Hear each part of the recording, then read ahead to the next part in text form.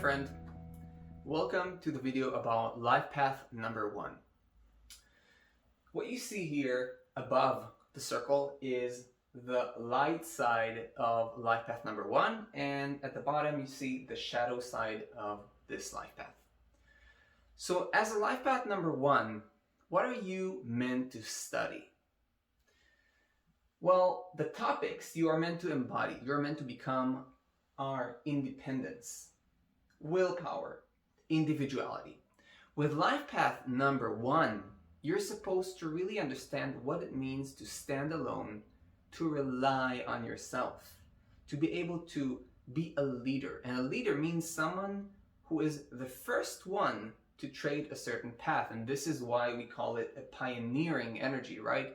It's like someone who's willing to jump ahead of everyone else, to simply try something out for the first time, to dare. This is why number 1 has a lot to do with freedom and daring, being able to invent something that hasn't been there before.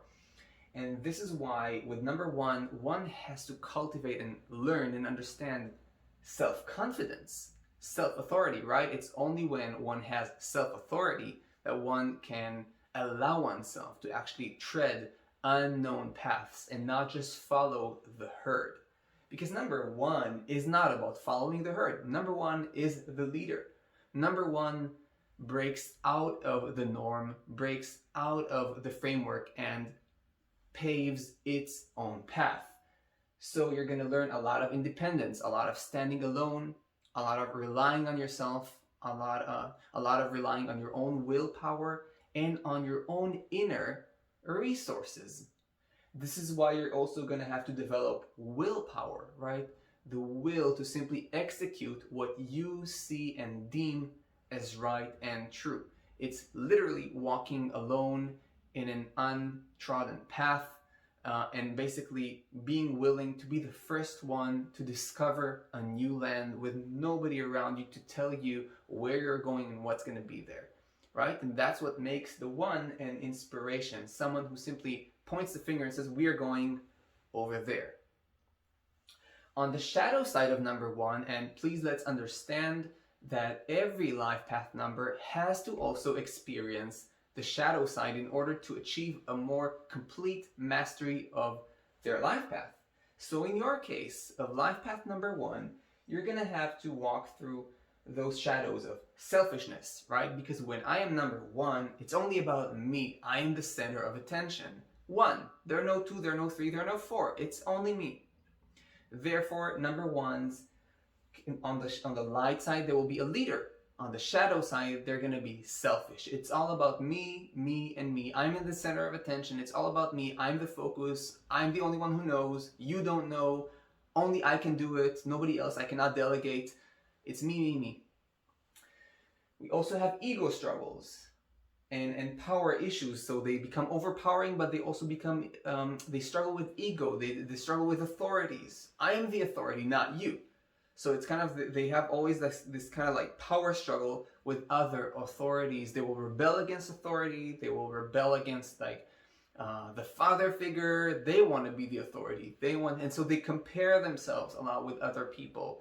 Who is better? Who's the alpha male, so to speak, right? And when I say the alpha male, this also applies to women, of course. It's a kind of inner dynamic, right? Who's the best around here? I'm the best. Right? So it's a competitive element here.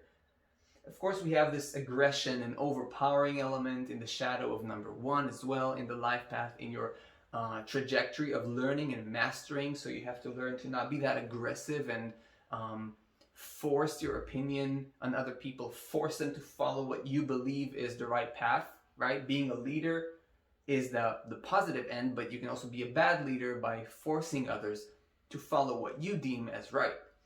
Being overpowering, right? Self-confidence can be beautiful, can be inspiring, good, but if self-confidence means that you force others to follow exactly what you think, if you force others to do things that they're not ready for because maybe you think they should do it, then you're not sensitive. Again, you've become selfish. You see only yourself.